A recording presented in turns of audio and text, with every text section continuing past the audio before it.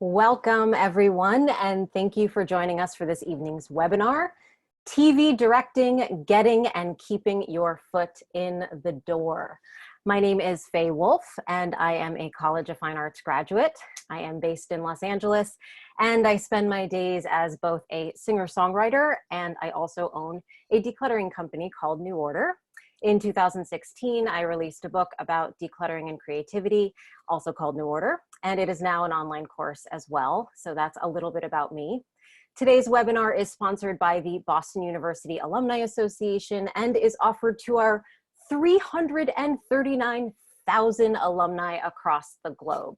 Before we begin, I'd like to welcome over 100 alumni joining us for this webinar, including members of the BU community joining us from around the world, including places like Singapore, Los Angeles, Mexico City, Switzerland, Boston, New York, Florida, Australia, Kentucky, and many, many more. We are so glad to have you with us tonight. To go over a few housekeeping notes before we begin, tonight's webinar is being recorded and will soon be available for on-demand viewing on the Alumni Association website. If you have any questions during the webinar, you can submit them through the discussion by typing them into the Q&A box. To find the Q&A box, you can hover your mouse over your Zoom screen to reveal the toolbar at the bottom and then select Q&A. We will do our best to get as many questions as we can, perhaps throughout, but we may save them to the end. We'll see how it goes. It is now my great pleasure and honor to introduce my dear friend, fellow alumni and College of Fine Arts graduate, Michael Medico. Michael's directing credits include Grey's Anatomy, The Fosters, Good Trouble, and more. Michael, it is great to have you here. Welcome. I'm here. You're here. Welcome. Hi, how's it going? Hello, wonderful person. How are you? By the way, I want to say part of your introduction you missed out. There's actually a book here. This is Fay's book. You can see it. It's beautiful. It's got lots of great tips. You're too I have much. notes in it, so get it. You can Unplanned. try not to get it on Amazon because go to a bookstore. Independent bookstore. Unplanned Yes. promotion. Thank you, Michael Medico. You're welcome. I you. appreciate it. I love you. So let us start this evening by talking a little bit about your journey from being an actor, of course, in New York, and now your journey into directing. Where would you like to start us off there? I guess I'll start by saying I graduated, when I graduated BU, the dean of the theater school, Bob Morgan, said to me like 7 days before graduation, you know, you should be a director. And I was like, what? And he's like, you should be a director. I'm like, my parents just spent $100,000 on acting training, which, by the way, what a terrible return on investment on their part to spend $100,000 on acting training. But I was like, you can't tell me that. I have. You've but made still, that $100,000 back. I have, but still, it was like for them, you know, blue collar family from Delaware. Sure. It was a big investment for acting. And to me at the time, which is a very important thing to say, is that someone telling an actor that I should be a director, someone telling me I should be a director, yeah, I heard I wasn't a good actor. So I didn't want anything to do with it, nothing to do with it. Right. And throughout my life, people have always said, like, you should be a director. And I'm always like, I'm not doing that because I'm like, I'm an actor. So I'll get back to that a little later. But I moved to New York, and that's where you and I met. It's Do you true. remember? At a BU event, at a BU alumni event. Yes, you had great shoes, and I commented on them. You were the alum. I was the alum, and you were just graduating, and we were friends ever since. And so I lived in New York as an actor and did a lot of theater for 6 years, and I moved to Los Angeles in 2000 and did independent films, guest stars on television, and a lot of commercials. My living was actually from commercials, but I was doing enough TV and independent film work that I felt like I was like a legit actor, but really my money was from commercials. And I was going through a really, really terrible time in 2009. I was getting a divorce. I was about to file for bankruptcy. I had a big, huge benefit called Hot in Hollywood that I had been doing, which I was working with a lot of BU people on, that was coming to an end. And all these things had really, you know, my financial success, my marriage, my benefit, really, I thought said who I was. Like those were the things, that's who made me who I was. Right. And so coming to an end, I had a real loss of like, who am I? And I was at Krista Vernoff's house, and who's a BU alum, who's the showrunner and showrunner of Grey's Anatomy and Station 19, and the creator and showrunner of Rebel. And she was like, I was crying. And she's like, you need to be around people that love you right now. You really need to be around people who love you. Did you get an invite to my Oscar party? I'm like, I don't even know. I can't even keep up with the emails. I've got, credit card companies calling me. And she's like, look, come to my Oscar party and it's all the people that love you and be around the people who love you. I was like, I can't. I've got to go get a catering job. I can't. She's like, how much would you make catering? I was like, I'd make about, I don't know, $150. She's like, I will pay you $150 to be around people that love you. Tears, crying. She goes, but you have to make a 1-minute movie to come. I was like, why? And she goes, because everyone's doing that. Everyone's entrance fee is a 1-minute movie. We're all going to make them, and there's going to be a little competition at the commercials during the Oscars, and we're going to someone's going to win. And I was like, I can't do that. I'm getting a divorce. I'm filing for bankruptcy. And as it was coming out of my mouth, I was like, yes, I can, because divorce and bankruptcy and the benefit ending is not who I am. Right. And I will do this. And so and you had never made anything like that before? Never. I specifically tried not to direct because everyone told me I should. And I was like, F you, I'm not going to direct. I'm an actor. So for $66, I made this short called Bitch about like an aging gay club kid. Well, not club. Well, he's old. And then this like the new one coming in, and it's very, very dark. Great. Thank you. It's dark because of the times that we lived in. It's, Yeah. Wait, darker? Darker times then? No, it's dark. It's dark now, but dark times for me with the divorce and the bankruptcy. And of course. Forgive me. God, no, it doesn't get much darker than right now. And then that went on to all these different festivals. I won the party. Yeah. It went on all these different festivals. And then it was named Best Short of 2009 by Frontiers LA Magazine. Amazing. And a month later, Hiko Mitsuzuka, who went to BU as well. I didn't know him BU alum, but I met him through my benefit Hot in Hollywood, was like, hey, there's this other thing you should do that's right in your wheelhouse as a director. I'm like, I'm not a director. Don't tell me I'm a director. I was the one thing, I had an idea for a character for years. I did it. He's like, no, it's a 1-minute thing about Earth Day. I'm coming to your house tonight to talk about it. I'm like, I don't want to talk about it. I don't have any ideas. The only idea I have about Earth Day is like, maybe if a couple is turning off lights and at the end of the night, all the lights are off, so they might as well have sex. And he sort of looked at me and I'm like, yeah, we should do that. So we shot that for like $125. I mean, it was like, and we got into the finals of that competition. And at that point, I was posting things on Facebook, and my manager was like, hey, you should put in I shot a music video for a band. Yep. Because again, they needed something. I was like, I can do this. My manager was like, I need somebody to pitch some ideas for this anti-piracy campaign for music. Can you do it? So I came up with about 5 ideas. I pitched them to her. She's like, great.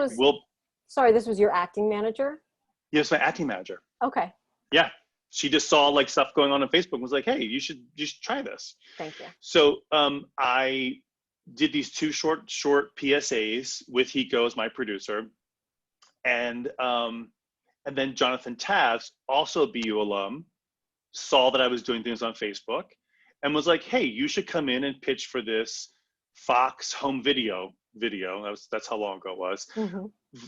Fox home video viral thing we're doing. And I got it. Suddenly it was like a $30,000 budget. It was like the most money I had ever had.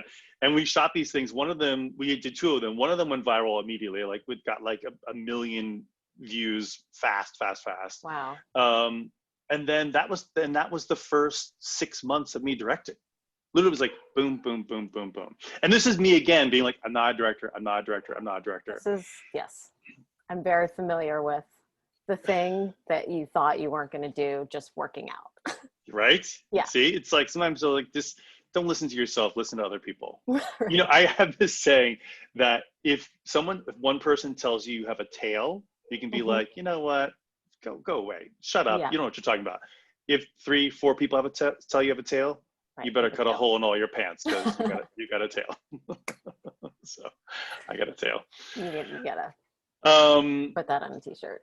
I will. So then I come to this point that I got a little blocked per se, which is I created this idea for an episode series, which was basically a 1 minute a day series that would be an app, and it was called Paige a Day, and the main character's name was Paige, played by Michaela Watkins, also BU grad, alum. BU alum.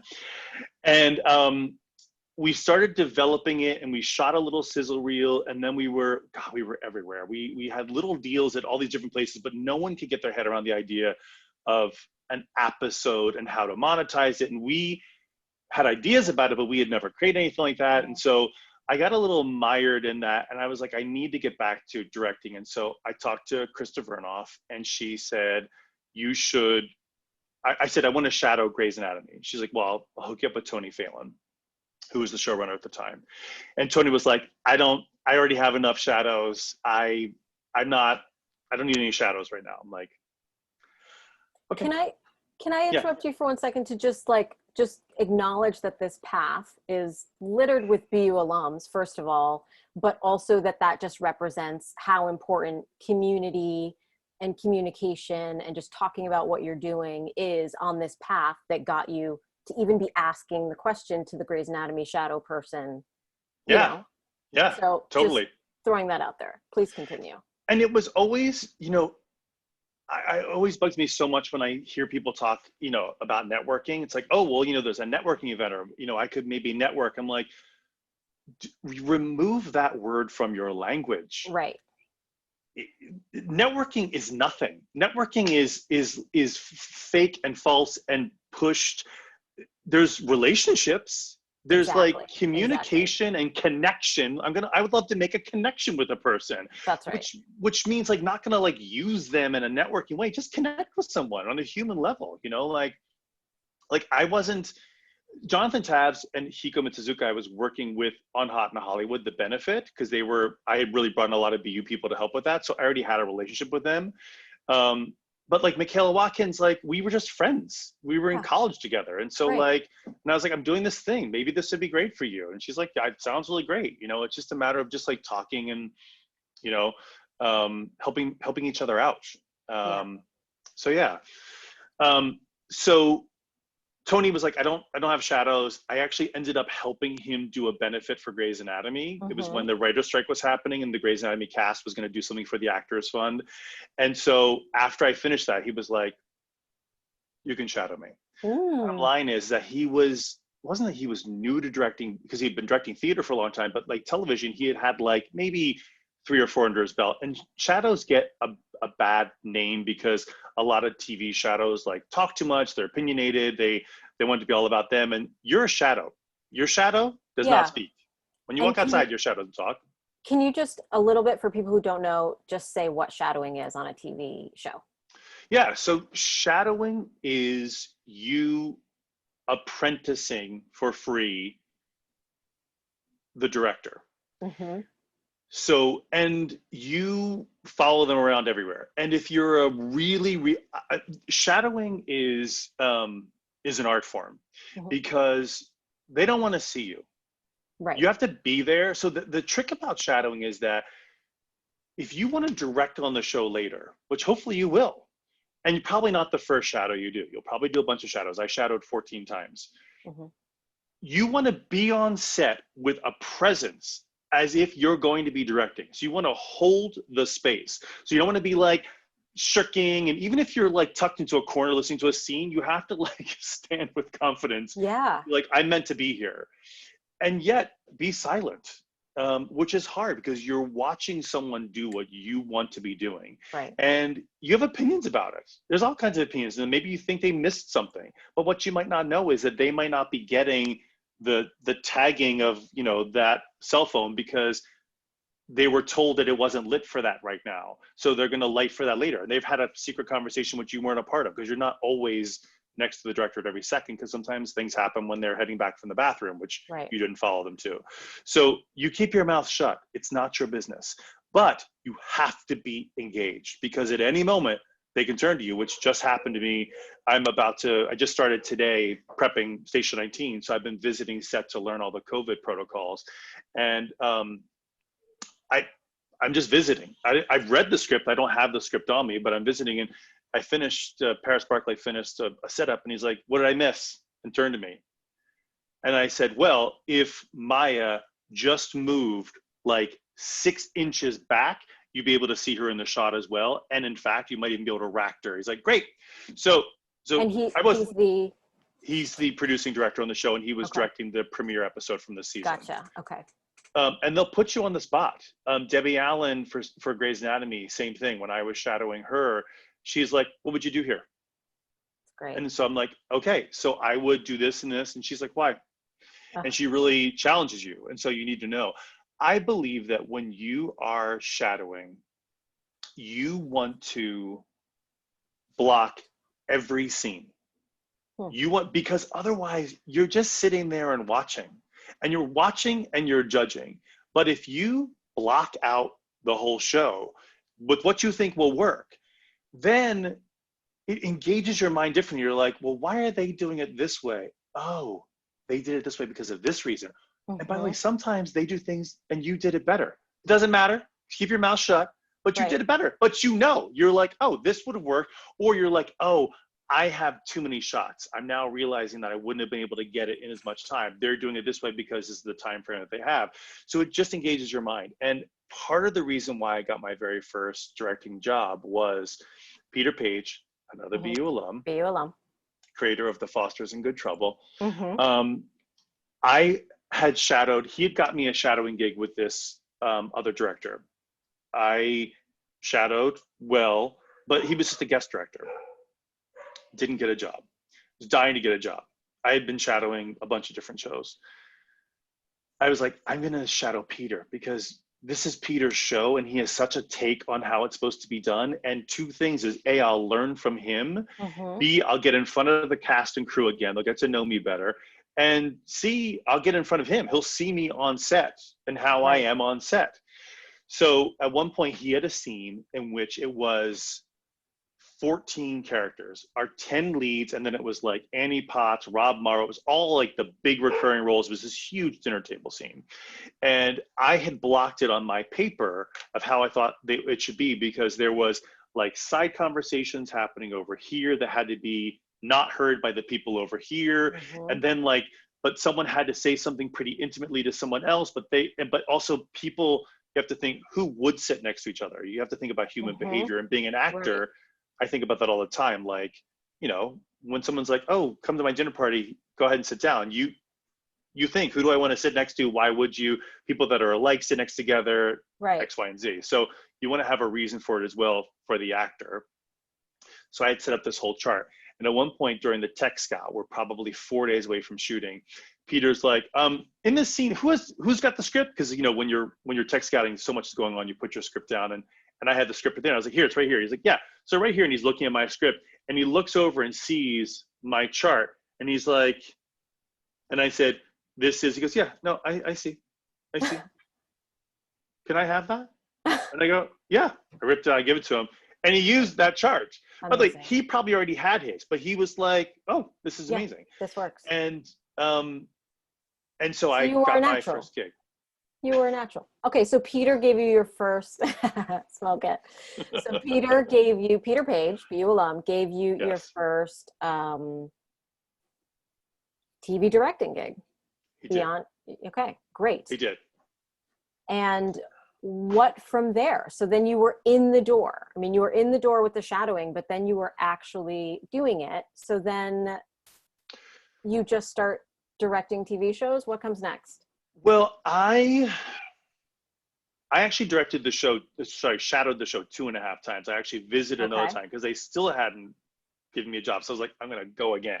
Because I was like, it's on everyone's radar. I know people are pulling for me to get a job, but it's just like, no one knows who I am. It's a first time. So I was like, I'm just going to show a lot of, enthusiasm. So I have a thing when I do a job for the very first time, even if it's my 9th TV directing job, it's still the first time on a set. Right. I always think, I'm only going to do this one episode. I don't, in a way, like, I'm going to say things that don't totally make sense. It's dichotomous, but follow me here. I think I'm going to do the best job I can Yep. and deliver them everything they need and not concern myself about getting hired again. Great. So I'm going to As you should. I'm going to swing big. I'm going to ask for things that I think I need. I'm going to ask if I need clarity about something. If something's not clear, I'm going to like go to the person and say, what did you think here when you were writing this? I'm going to ask all the questions. I'm not going to try to just be a nice guy that does everything how everyone wants it. I'm going to like show my vision, make sure people are signed off on it, and give them what they need.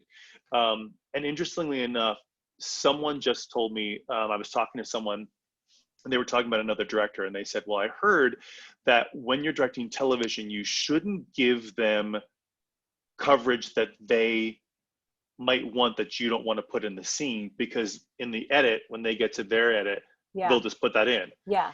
And I said to this person, I said, I know which director you're talking about, and they were never asked back.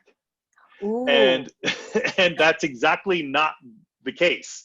Meaning, if you're a film director, you're the boss. Right. You like call all the shots. You're the, Good. genius. I love this distinction. Yes. Let's give a distinction, film and TV. Yeah. But when you're in television, you are not. You're the guest. Right. And the boss is the writer, specifically the showrunner, and then even more specifically the creator. Right. So you've got 3 bosses ahead of you. And you're the guest. You're the chef that's preparing dinner at someone else's house. Okay, so great. You can't go in and tell them what they want. You like say, this is what I'm thinking. This is what I'm thinking for dinner. Do you have any allergies? Oh, you can't have this? Okay, great. I'll take this out. I'll figure out this. You want to use this china or this china? You like this one better? Great. I think it might be better with this other china because for the meal, and they're like, yes, I'm going with it. And then you're serving their guests. And so you are a guest. So you also want to give them what they want. It's their experience. They had the idea about inviting their friends over for this dinner and you're serving it up. So therefore, that being said, even if you want to do a oneer, and even if sometimes one episode. Oh no, sorry. A oneer is one long take. Like, like I'm going to do one long take that brings this character through the door, past this conversation. They're going to walk past the camera. We're going to hand off to another conversation, then swing the camera around and see something else.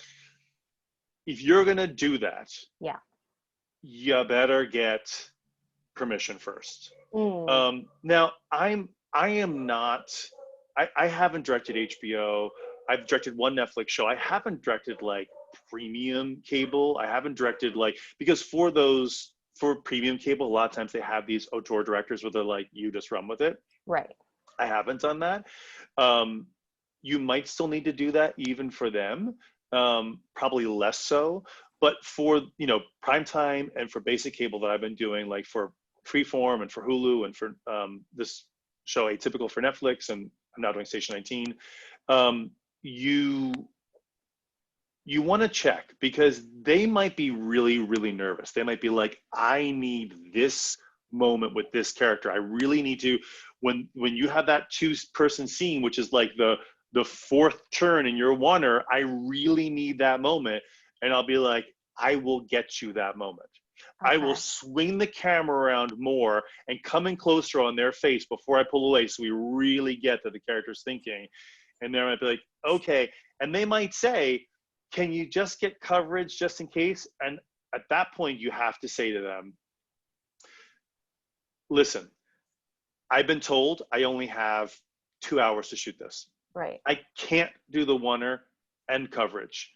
If you really don't want me to do the oneer, and by the way, you make a pitch for why the oneer. You can say like, there's been a lot of 2-person scenes in this episode. It's been a lot of back and forth with the coverage. This will give it some flow. This will give it some energy. It sets us off into the next act. Whatever you have, you pitched your heart out. Yeah. Say, I can either give you the oneer or I can give you the coverage. And I'm okay. If you're like, don't do the oneer, I'll be okay. I'll have a little bit of hurt feelings, but I'll take them home and deal with it. And so, but you talk it through. And a lot of times they'll be like, okay, if you have a really strong vision.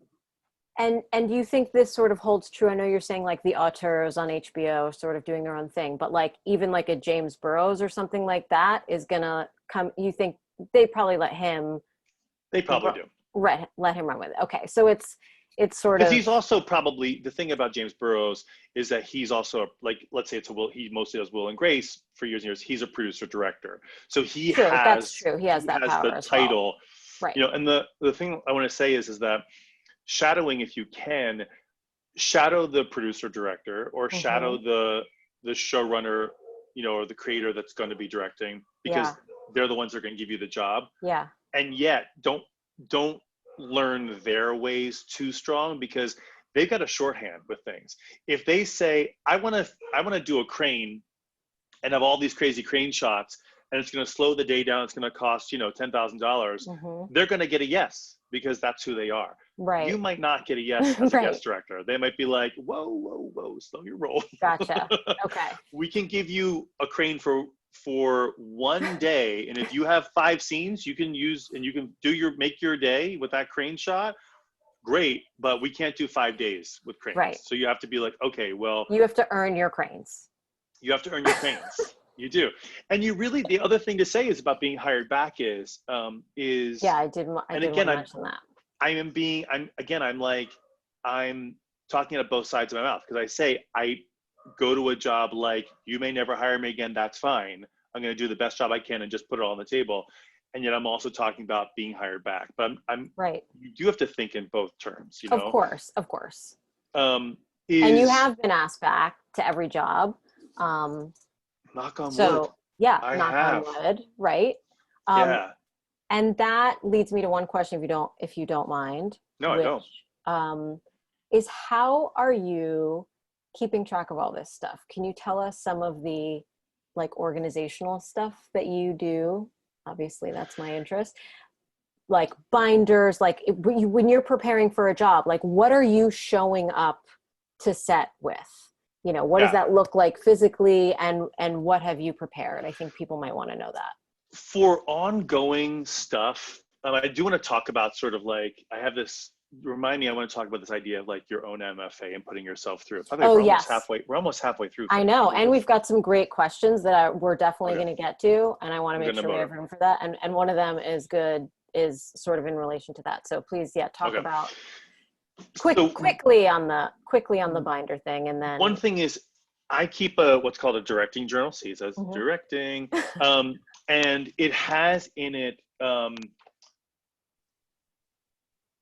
for someone that's watching this, like if I was watching this and someone else was talking, I would be taking notes on something that like sparked my interest. I would like have a moment that says, you know, BU alumni, Medico, blah, blah, blah. And I do take classes still. I'll do webinars. RE Camera Company has these great cinematography webinars, and I go to those and I take notes. And but on top of that, I also watch a show a bazillion times. And I'll try to watch as many. Obviously, if it's Grey's Anatomy, I'm not going to watch 16 seasons. Right. But what I'll do is I'll watch like the pilot. I'll watch. Also, I don't spend too much time on the beginning of the show, only because, especially after 16 seasons, it's no longer that show. Right. So there's almost no point in watching it. But what I do is I watch the years that are closer, and particularly now that Krista Vernoff is there, watch her years. I watch the season finales and season ends to see like what's happening, because that's really when they ramp up all the most dramatic stuff. Then I research who is the director they use the most. So sometimes it's just the producing director, or it's a unit producer, or it's someone that's in-house that they just like love, or it's an actor like Kevin McKidd directs these insanely amazing episodes. He's such a fantastic director. So I watch his stuff and I think like, okay, well, they keep hiring this person back, this woman or this guy back. So like, what are they doing? What are they doing that they must really like? Or for example, back in the day, Emily Deschanel, another BU grad, I had asked her if I could shadow Bones, and she's like, yes. And so I was going to meet with Randy Zisk, and I looked up Randy Zisk online, and I saw that he had directed an episode of Army Wives and then became the producing director of Army Wives. And I was like, I got to watch that episode. Why did they think that episode was it. So, and I also watched another episode of Army Wives to see like what's the baseline and then what he did differently. And I was like, oh, I got it. And I really got some great stuff about it. And then he also did Monk, and he did like some of the main episodes of Monk. So I watched a couple episodes of Monk, and there was one thing he did, like he was a great visionary. He would like do scenes coming from behind and push in through windows. He was great. So when I went and had my meeting with him, not only did I watch Bones and talk about Bones, but I also talked about his work as well. And I was like, oh, this is what you did. And this is what I love that you did. And I was like, let me ask you something. Because I was noticing that there were all these car scenes with Emily and David Borneas. And I was like, it seems to me that Emily and David, and I know Emily very well, and so I don't know it's her, but maybe it's David, want to just get off set. Maybe they've got a time limit. Maybe they're like, I only work 9 to 4. So when you're shooting their scenes, it's just wide, medium, close. Yeah. But with the other characters, you do a lot more camera work, whatever, that probably takes a little longer. Is that right? He's like, that's exactly right. And I was like, and they're driving all the time, and they're not even ending up anywhere. They're just like in a car driving, because you're doing cross coverage, shooting across, in probably with green screen around them, and you can probably shoot those scenes in 20 minutes, right? He's like, that is exactly right. I'm like, got it, great. And he basically said, he's like, you don't need a shadow. Honestly, you're ready to direct. Let me introduce you to the people at Fox. And then I met with the people at Fox, and I got on their list to direct the show. And then the show got canceled. Yeah. After 12 seasons. Yeah, seriously, it was amazing. But so the idea is that like, learn your stuff. And when I was watching Atypical, I noticed that Michael Rappaport's character, the father, was when they were doing his coverage, he was shot a little bit wider than the son. And it's because their relationship, he was always feeling like he wasn't connecting. And I was like, that's fantastic. And part of the reason why I learned that is that one of my little tricks to directing is, by the way, I sound so pretentious saying that, is after watching an episode once or twice, I then watch it with the sound off. Because no matter how many times I watch it with the sound on, I always get reinvested in the story, no matter how many times. Right. With the sound off, you're just watching what the visual story is. That's good. And sometimes I watch an episode with the sound off without ever having watched, to be like, can I guess what the story is, or can I guess what they're telling me, or whatever, with just the visuals. And so when I went to go meet on Atypical, I had all these things to say about the shooting style and what really worked and what was really incredible. And also saying that I'm guessing that from the way they shot all the characters, that, by the way, I make this up, but it's sort of something that I do, is that the camera is the character's experience. The character is always what the character is feeling. So if you can always do things that can sort of help that happen with like a point of view or such. Another way to say it is, for the Fosters, the camera is a family member. So at those dinner table scenes, the camera swings back and forth to the family members as if it was someone looking back and forth, sitting at that table as well. For Grey's Anatomy, the early seasons, the camera is like your best friend. It was super, super close. It was catching all of their like very, very, very intimate moments. So I like to always think like, who's the camera? What is the camera? For Station 19, it's a little bit harder. It's hard to exactly pinpoint, but, and I don't love this, so I might come up with something better, but I think it's sort of like, it's kind of a fire. It's kind of the way fire travels. The camera always moves. It comes in. It's like circles around. It has this visceral energy to it, and so that's my take on that. I love that. Okay, great. I know I want to get to one more thing. So Sorry, I want you to say the MFA thing quickly. Because I'm prepping right now. So I'm prepping Station 19.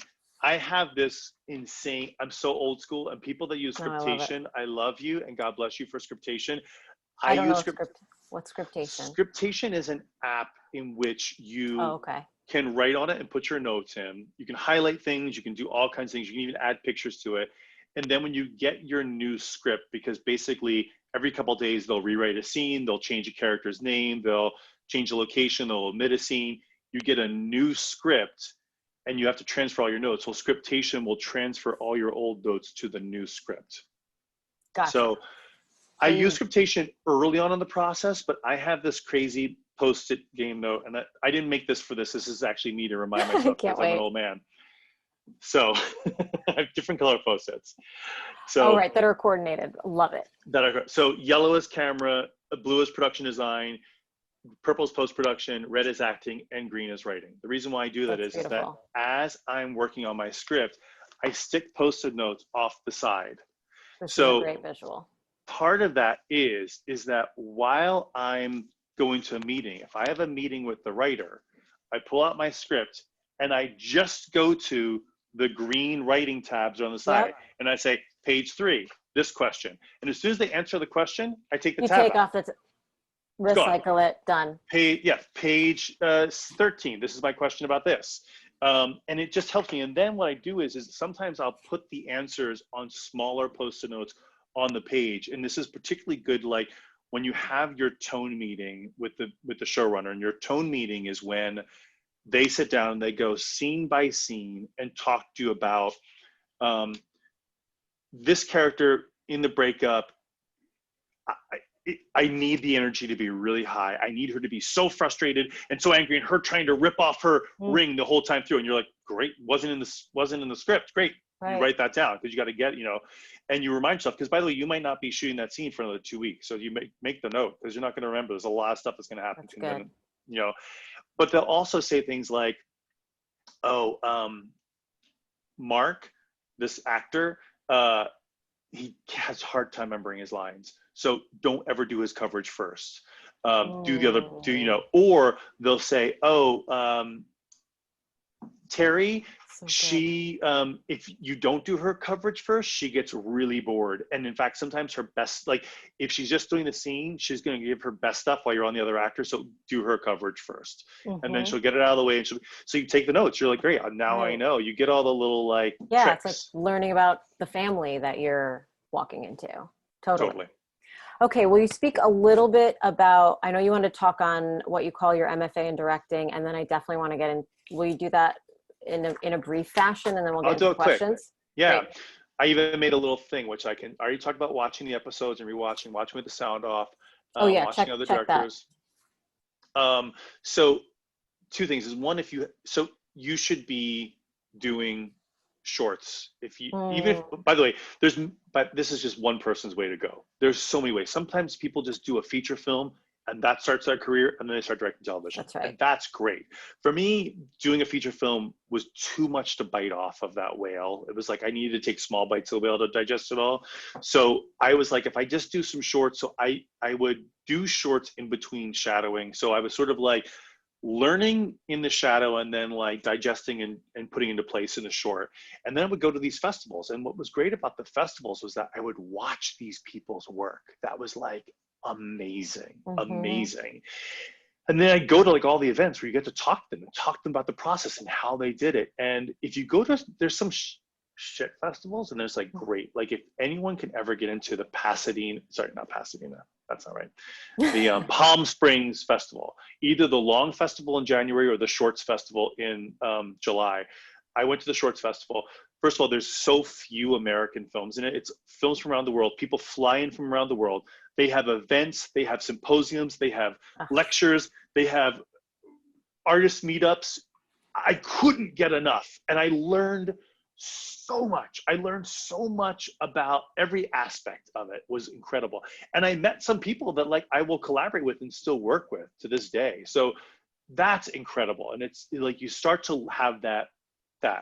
Then the DGA has videos that you can watch about directing. I told you earlier about Ari does their camera cinematography things that are great. YouTube. Every once in a while I'll be like, I need a refresher on f-stops. So I'll go and like look up f-stops and I'll watch the videos about that. Or I'll just, earlier today I was like, I need like cool transition shots. They showed me like 10 different transition shots.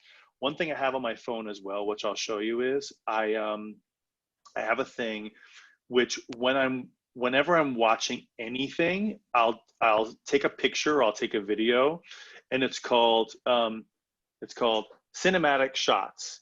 And it's just like cool shots that I like as inspiration. Nice. One thing I'll just point out really fast is I was I was watching Raging Bull because I'd heard some mixed things about Michael Rappaport and that he's a little tricky. And I was like, well, let me get to, who is this guy? So I was listening to his podcast, try to find out who he was before working with him. And he loved Raging Bull. So I was like, I'll watch Raging Bull. It's his favorite movie. Oh, give me something to talk about.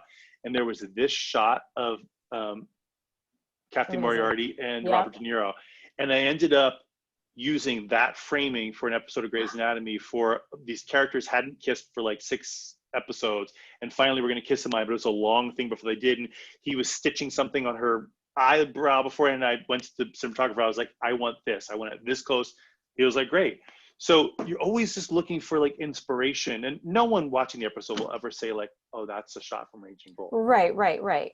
And but so you're calling this stuff like your MFA, sort of your designed MFA in directing. Yeah, you're learning. I took a class in cinematography from Pasadena City College, not because I want to be a cinematographer and not because I ever want to like know more or tell the cinematographer exactly what the f-stop's supposed to be, but I want to have the knowledge of the lingo to be able to talk to them, and sometimes I have to ask. And I talked to you about this earlier today, every set has lingo. And it's not always the same. So the other day, Paris Barclay on set was like, oh, check the sharps and then we'll move on. Oh, I've done like 9 shots. What's sharps? He's like, look at me. He's like, the focus. I've never heard anyone say that before. Or one editor, there's a thing when you're editing, a lot of times you want to hear the other person speaking before you cut to their coverage. But instead, if you cut right on each line, instead of like, their voice bringing you into the edit, it's a little bit choppy and feels somehow weird. Absolutely. And the editor calls that unsquaring it, because I was like, can you make it where you start? She goes, oh yeah, unsquare it. I'm like, yeah, it was a perfect name for it. I was like, yeah, unsquare it. So I thought that was like a lingo everyone used. And so I went to Grey's Anatomy and I was saying to someone, unsquare it. And finally she goes, I think I know what you mean by that, but no one says but that's not a real thing. So you learn little things. Okay. Would you mind if we now jump into questions, Michael? Is that okay? Because I'm really upset about it. Okay. I'm so sorry. Let's do it. Let's do it, because there are some great ones here. So I want to make sure we get to everyone. Okay. So the first question is, and thank you, by the way, that was all just brilliant. So hopefully helpful for everyone. Philip says, I'm an engineering alum, have worked on many films in many capacities, and in trying to get my foot in the door, I'm considering pursuing a master's. There you go. What is yours and others in the industry thoughts about advanced degrees in film? Benefit or not? What else could I do? Nice glasses. Oh, hey, thank you, Philip. Amazing. Everyone has a different journey. I think the same was true for like acting. You want to go to a place that's also going to set you up really powerfully. To me, the places that really set up, like people that I continually run into that I feel like have a really strong community, because again, going back to connecting and community, like I had my BU community. It didn't mean that the doors just flung open. I had to bust my ass still, but I had some people to talk to and ask questions. And I still talk to Peter Paige today, just getting advice. He calls me for advice, like not involved with anything that we're doing together, just, worldly advice. The 3 programs I hear the most from, and by the way, if anyone went to any others and you're upset, I'm sorry, is USC grad school, NYU, and AFI. Those are the ones that I feel like really set people up, and their communities are strong, and they learn everything. And not that there aren't others that are great as well. I know that there are, especially out here, now that I'm going to say a name that people are going to hate, but Emerson. But they have this beautiful building. You what? I forgot about the rivalry. Your rivalry. They have this beautiful building. It's stunning. Yeah, it's like we should have a building out here like this on Sunset Boulevard. Yeah, and they're what we call below the line, which is like their camera people. They're anyone that's not like celebrities / writers or directors, but like the people that are make the production happen, the crew. They've got a really, really strong community. I don't see a lot of like directors in the industry working from there, meaning I don't meet them. They might be all over. Right. Excuse me if you went to Emerson. They might be everywhere. I just haven't met them. But I meet a lot of people from USC, NYU, and AFI, and I hear a lot about them. And they're the ones that win awards. And it's got a. So I would say try to go there. I think that's great. So we have two But you don't questions have to about- go. You can make it happen yourself and spend a lot less money. Fair enough. True. So we have two questions about shadowing that I'm going to read together because I feel like your answer might encompass both of the answers. So the first one is from Maria who says, the way you had the opportunity to shadow still happens, as it seems nowadays it's all very application based and not as much as in the simple way of connecting and asking. So that's the first question. And the second one is from Jamie, who says, is shadowing available to entry-level entertainment professionals, or is it higher up on the so-called professional ladder? Do you need to PA or work in other areas of a set first? So is shadow still happening, or is it more application-based, and is it available to entry-level people?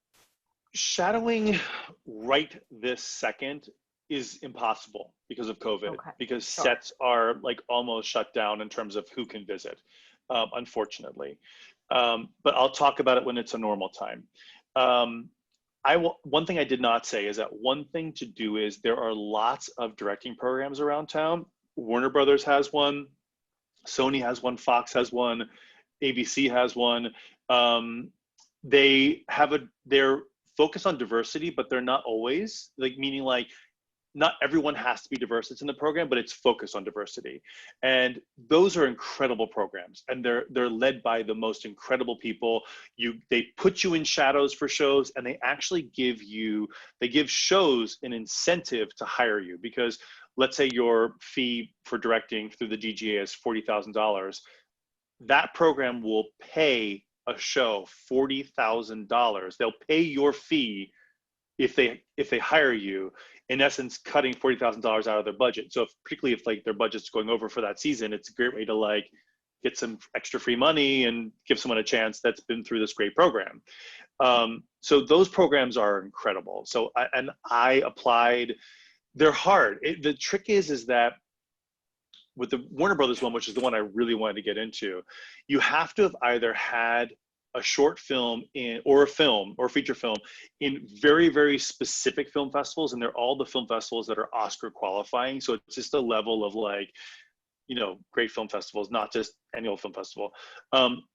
Or have like something crazy, like have a TV commercial with a budget of $3 million, or have done television before. Or part of me was always like, well, if I did all that stuff, why would I need your program?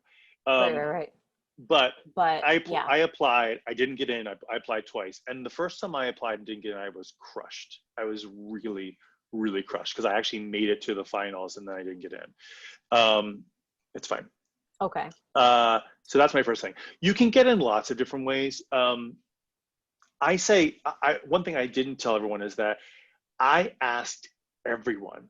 I asked Krista, she asked Tony said no. I asked Emily Deschanel. Emily said at first, she goes, you know what? I have an exec producer that doesn't really like shadows. So no, she was a no at first. It took 2 years later, out of the blue, I got a text from her being like, we have a new exec producer, come shadow, like out of the blue. So I had to ask the question first. I reached out to Jerry Levine, another BU grad, who I had met at a BU function, but didn't really know that well. And I had his email and I was just like, hey, Jerry, this is who I am. I love your work. Can I shadow? He was like, unfortunately, I'm doing Monk and it's in Vancouver. Right. The other show I'm doing is in somewhere else. I'm not really in town.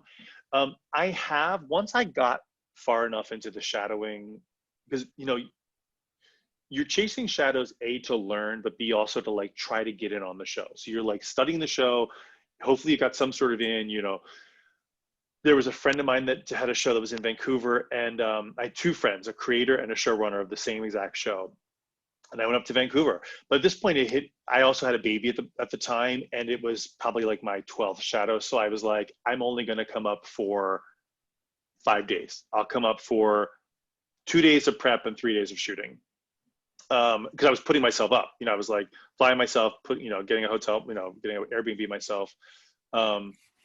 So yeah, but in terms of the PA route, that's hard, because no one is going to give a PA a directing job. So By the way, that's a gross generalization. That's what I think. Yeah. But I think that's a long road to it. A first AD, a lot of times first ADs will get it, camera operators will get it, scripties will get it beforehand. Those are great. Like if you're in the business, that's a great way to get it. But to become a PA to get to that, you're talking many, many years. Yeah, I feel I'd like just say PA just shoot is a your own big jump. stuff. Yeah, Yeah, just shoot your own stuff. And I have to say one other thing is that I have done, like, Krista Vernoff hired me to do like a $25,000 short, all BU people. It was like Ray Ford, Kylie Vernoff, Peter Paige, Michaela Watkins. It was like every BU person you can imagine in it. And it was like celebrities, and it was, Krista's won a Golden Globe. Like the script was fantastic, had tons of money, and we got into like one festival. Right. I shot something else for like nothing. I came up with the idea on like a Thursday. We shot it on a Monday, and it like went to all these different festivals, and I go to meetings and they want to talk about that. So it doesn't have to be like everything you shoot is not like the last most important thing. It's like, it's just the next thing you shoot. Then you shoot something else, you come up with an idea, just shoot it. Great. Okay. Next is from Jamie, who says, as someone who comes from a background in directing for theater. Jamie from the last question? Oh, I don't know. Wait. Jamie, I love you. Yes, but it's a very different question. As someone who comes from a background in directing for theater, what are the major distinctions between directing for TV and directing for the stage? How much technical vocabulary and cinematography and camera work does a director on a TV set need? And do you get all that info that you need from shadowing? Let's make this one sort of a quick answer on the distinctions between theater and TV directing. God, it's so hard to say. It is, you do learn by watching. I will say that not in COVID times. COVID times, things are really, really slowed down. But to be asked back to a show, you have to make your days. And making your days means if they allot you 12 hours to shoot that day, you better finish in 12 hours. If you're going over all the time, unless it's like, a Ryan Murphy show, where you see that there's like setups for like a no dialogue scene that's like a 3-hour setup. That's crazy. But even then, you should still try to make your days. But that's a really, really important thing. So when you're doing your scenes, when you're working with your first AD, they start putting scenes in for your day, and you have to sort of think, do I have enough time to shoot the scene or not? I'm going to get to the whole blocking thing. I haven't forgotten about your question, Jamie. This is all part of it. You have to think, this is the way I think about it. One camera setup is about a half an hour. Now, I'm averaging out because really you rehearse, you block, you show it to the crew, the actors go off, they light. You're probably not going to shoot for about 45 minutes to an hour. But when you start like changing your camera things, then it's like maybe like a 20-minute, the next one. So, but just think, one camera, one setup, whether it's 2 cameras or 3 cameras, just one setup with all cameras is about 30 minutes. And so if it's a 2-person scene and it's only about like a page and a half, you should be able to get that in no more than an hour and a half. And you learn that by doing it. And so with 2-person scenes, you can really play. You can really, you can move all around. The blocking can be like theater, as long as your cinematographer feels like they can light it, and you're not. There's another whole. Oh, but it's a hard question to answer. Well, we also actually have another question that's very similar from Avital. I hope I'm pronouncing your name correctly, which is advice for a theater director with an MFA in directing from BU but no experience in television. How might one start learning about applying one's skill set to television? So similar question, which you've answered some of it. Is there the book that the theater director should read first? There is a great book. There's a great book. And this woman I'm actually working with right now, she's directing Station 19. Where is it? Oh, here's on my shelf. I have a whole thing of like directing books here, and there's some more down here. And actually my computer is sitting on the other directing books because I need to get the height so my eye line is right.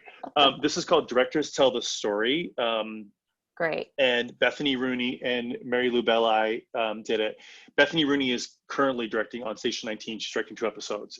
This is a fantastic start. A fantastic start. You can read it. I've like, I've got things notated, things, you can read it more than once. There's in the back, it has established directors like Leslie Linka Glatter and other incredible established directors talking about their first time. This is a great start. Okay, great. But when you shadow, you learn so much. I mean, I was learning about complementary coverage, which is like the most basic thing of directing. But I was like, my very first shot, I was like taking notes about complementary coverage because I didn't know. You learn by watching people do it. And that being said, if to the person's question earlier about the PA, if you want to fast track to directing, PA is not going to be your fast track directing, but PA is a great way to learn. Be on a set and learn how it goes. So yeah. Okay, great. Awesome. But one other thing I want to say about blocking please. TV, I don't want to get into, there's a thing about shooting in 4 different directions. And so it just means that you shoot, all 4 directions. And you don't want to always do that so much, particularly in the interest of time, because obviously the crew and all their carts and video village has to be somewhere. So if you're going to shoot back this way, then everyone's got to move, and that just causes you time. And particularly if you have a 2-person scene, you can really shoot that in 3 directions.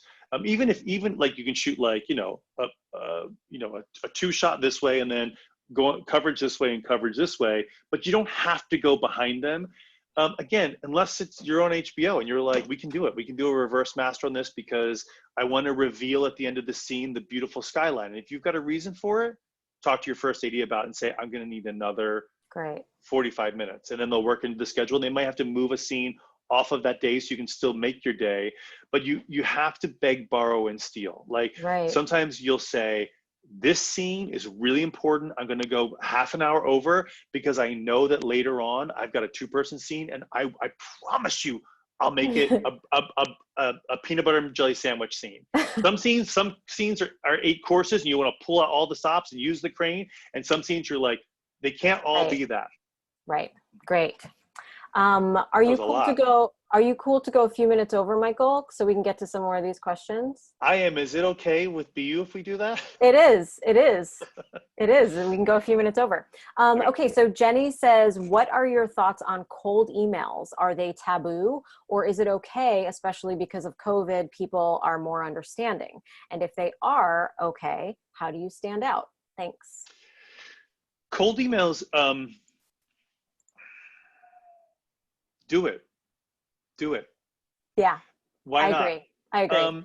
Yeah, I say do it. I'll tell you that, unfortunately, I can't remember this guy's name right this minute, but there was a guy that I maybe briefly met, or he came to an alumni function that I was there. He sent me an email and was like, hey, I'm an actor. Will you think about me for parts? And I said, unfortunately, I won't. I'm so sorry.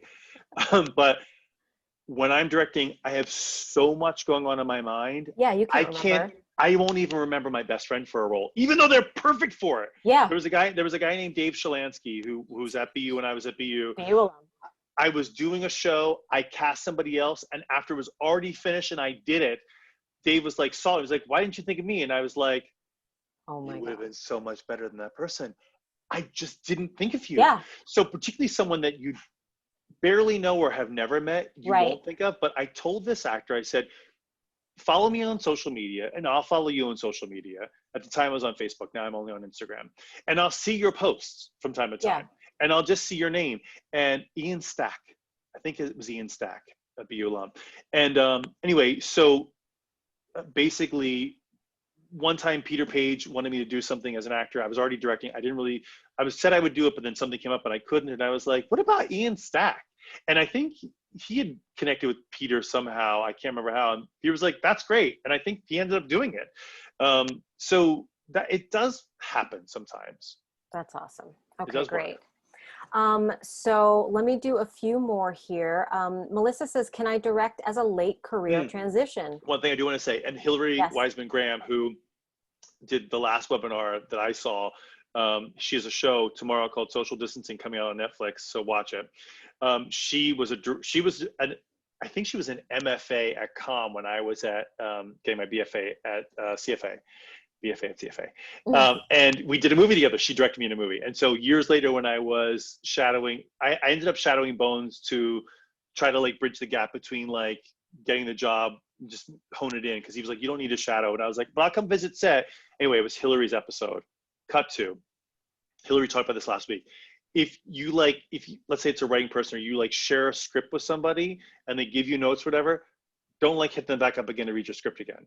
And it's a pretty big deal to ask someone to read a script. That's like asking someone to drive you to the airport. It's like, you gotta be real tight and close. So just be careful what you're asking. Don't ask for the world.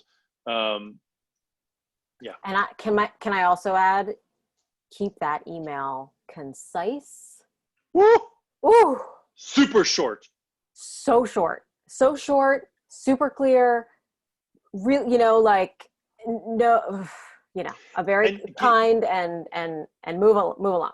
And give me some context about who you are. Like if you've shot a short, maybe send it, or say, I won these awards, I went to here, just so that also if you're, no offense, but if you're like from the School of Dentistry, I might not get back to your email as fast as someone that's like, I've done these things, I really want to do this.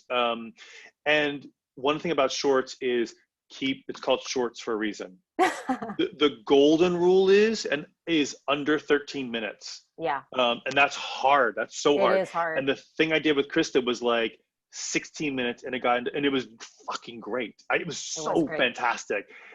And we got into like one festival because it's so hard to program. And also people aren't going to watch it when you send it to them to try to get work too.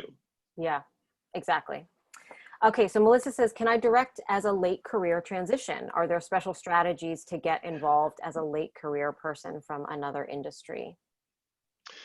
Yeah, I mean, I started directing, technically I directed my first short 8 years ago, but TV directing, I didn't really start until about 4 years ago, until 2016. And I'm now 48. So, how late are we talking? But you know what? Yes. If you're 70, you can do it. Why not? Yes. Oh, yeah. Absolutely. Absolutely. I agree. Okay. So says, hello, Fay and Michael, BU Acting 19 alum checking in. Hello. What are some viable paths to film TV directing in New York? Is it vastly different than LA?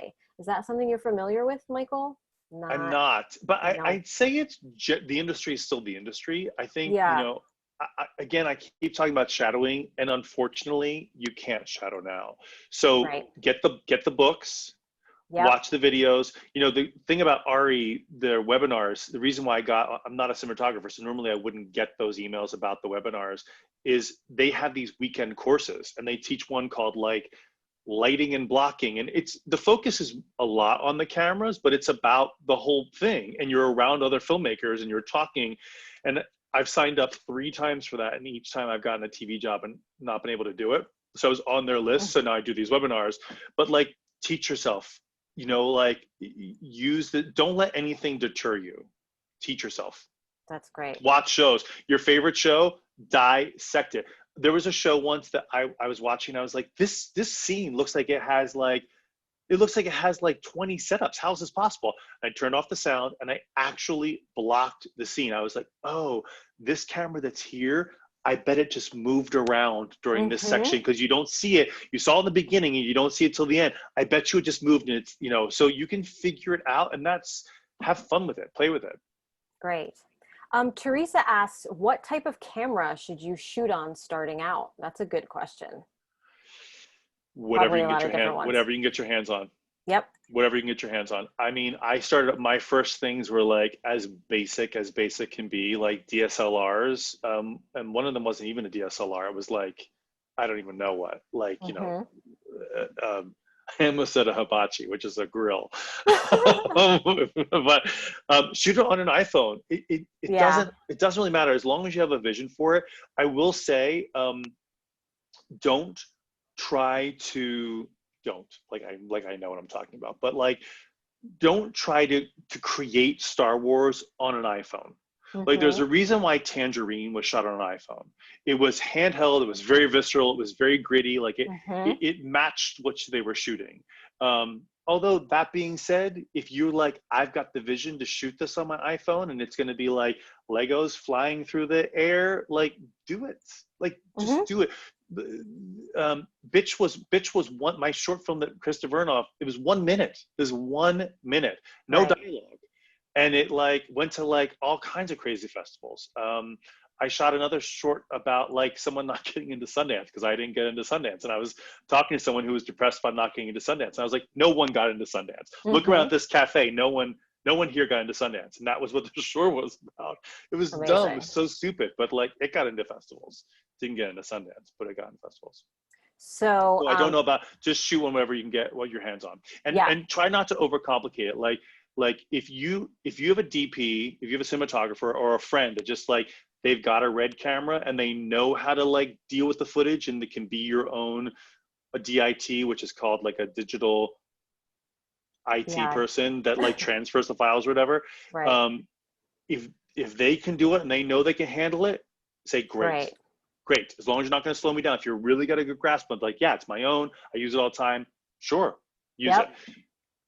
But yeah, and I'll just throw in like, just don't be a perfectionist, right? Just, you know, just get the work done. Okay, I'm going to take just a couple of more. Your shitty work that's done is better than all your very, very best ideas that you never shot because you were just like waiting for the funds or trying, not to say that don't have big ideas and go for it, but if you're constantly blocked, page a day, I got so stuck on doing it and I like put all this time and like 2 years went away in my life where I was just like focused on it, it wasn't happening. So I was like, I gotta be creative. I gotta direct again. I gotta be creative again. So I put it aside and it was a great idea and it went away. Quickly before the last couple questions, I just want to read one from our dear old friend Kaipo Schwab, who says, I just want to say how amazing you both are. Hope Gio and I are watching you both. And I wanted to give you a shout out. Hello, Gio. I used to babysit back in New York. I hope you're all doing well. I'm so glad you're watching. We love you. And I want to say something about Kaipo Schwab. Let me say something about Kaipo Schwab really fast. Please do. Kaipo had just moved to town and there was a scene for a father-son. And I said to Krista, I was like, what about Kaipo Schwab? She was like, Kaipo Schwab, that's a genius idea. And his son, perfect. And the son, unfortunately, like besides like throwing up blood, didn't have any lines. And so Krista's like, let's not hire his son because his son works and I want to give him like a real part someday. I was like, great. So we hired Kaipo. And I wanted to say to all you actors out there, I barely spoke to Kaipo. Kaipo showed up and was just perfect and just like real pro. Nailed it. And I didn't have to give him any direction. And so if you're an actor and the director isn't talking to you, don't stir the pot because sometimes the last thing you want is for them to suddenly focus on you and then start giving you stuff that, you know, it's like he just killed it. And I felt bad because I was dealing with a lot of big personalities and he wasn't getting the attention, but I didn't need to give him any. And by the way, that's the best thing. And that's something that's great too for being hired again as a director. I always say, be great and be grateful. So learn people's names, learn who your driver's name is, say hello to them, say good morning to everyone. As a director, you're the leader. Back when it wasn't COVID and when it's not COVID again, I go to the makeup trailer in the morning. The makeup trailer is like where the hub of all the gossip is. And they just talk about everything and like, go there and say hi to everyone, say hi to the makeup people, say hi to each of the actor, go touch them on the shoulder when it's not COVID and say like, how's your day? How's it going? Good. Just wanted to check in and then leave. And people get their minds blown. They think it's like, you're the second coming. And it's just like a human connection. But right now with COVID, this is something that's really great to tell people is that, you know, we're all wearing masks, we're wearing shields. It's hard. And I came up with this idea that I've been sharing with people and people have been losing their mind over it, which is fun. By the way, I'm suddenly sounding like Trump, really touting myself, but I don't think so. Thank you. I appreciate that. I was being a little harsh with myself. I'm going to ask the first AD to set up like 10 to 15 minute FaceTime calls or Zoom calls with each of the actors on the show, just so that like I can see them, they can see me, we can have an actual conversation. Yeah, because when the actors aren't acting, they're whisked off the set. So you can't connect. And it also says to the actor, like, I'm interested in you. I want to hear what you have to say. I'm here for you. Find me on set. We can do this again if you need to. And it just creates a, the actors, you ask them to jump through hoops, and then you set the hoop on fire and you ask them to jump again. Right. They're sometimes making bad writing or bad direction or bad whatever work for you. And so be kind to them and be kind to and now they're everyone on putting set. themselves at risk the most on the set. Yeah. So yeah. Let's say one last question. One last question. Okay. So I think, you know what, I'm going to go with a question that I think everyone will relate to. And there are a couple more questions. I'm so sorry if we didn't get to some of them, but I do think some of them also were covered in other stuff. But we have a question that asks, what would you tell your 24-year-old self about success in the industry? It makes me so emotional. That makes me really emotional. Yeah. That's not the way. Seriously. Sorry. That it's, that it's not,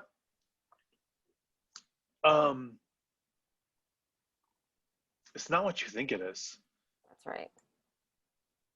Even, there's this terrible joke that goes around sets, which is like, how do you make an actor unhappy? You give them a job. You think like, oh, well, if I just get this job, if I just could make this film, if I just could lose 25 pounds, if I could just lose 5 more pounds, if I could just get someone to read my script, and then those things happen, and then it's just the next thing, and so you have to just be grateful for every single opportunity that you have, and be grateful for the people around you, and you damn well better help other people too. It can't just be about you and what you need all the time. Help other people out. One thing I talk about casting that I do now, and it takes a long time, but is whenever I get a breakdown for characters on my show, I scroll, it used to be Facebook, but now I scroll through Instagram to every single person I know. And I'm like, who have I not thought of? Who have I forgotten? Who have I forgotten? Who have I forgotten? And help people out. And be grateful and help other people out. I know it sounds so Pollyanna, but it's really true. It's again, back to connections, not about networking. Networking is all about you. Connecting with people and being human and helping them out and telling real life stories and blocking that, listen to actors that they're like, if this doesn't work for me, this doesn't feel right, work it through with them. It's a collaboration, and be communicative and be grateful. Amazing. Yes. I wish I knew a lot of that at 24. So, amen. Great. By the way, I want to say Fay Wolf also has had songs placed on Grey's Anatomy and The Fosters, which is Peter Paige and Krista Vernoff shows. So be this you. Is true. Be you. So grateful for the BU connections that will continue to go and grow for all of us, I'm sure. So, okay, I'm going to close now. And if you have any other questions, find me on Instagram, Michael Medico LA, and just send me a direct message. Look at that. Oh my goodness. There you go. Find him on Instagram. Thank you, Michael. Thank you all for all the great questions. And of course, special thank you to Michael for all your wisdom. That was super helpful and beautiful. Thank you. And we'd like to thank everyone who tuned in for joining us today. And a special thanks to our many donors who are supporting BU programs like this. Thank you. For more information about the many fantastic online events coming soon, please visit bu.edu/alumni/events. And you can also find many fantastic career resources on the BU alumni website. That is at bu.edu/alumni/careers. Thank you again for joining us. Have a great night. Thank you, Faye. Thank you.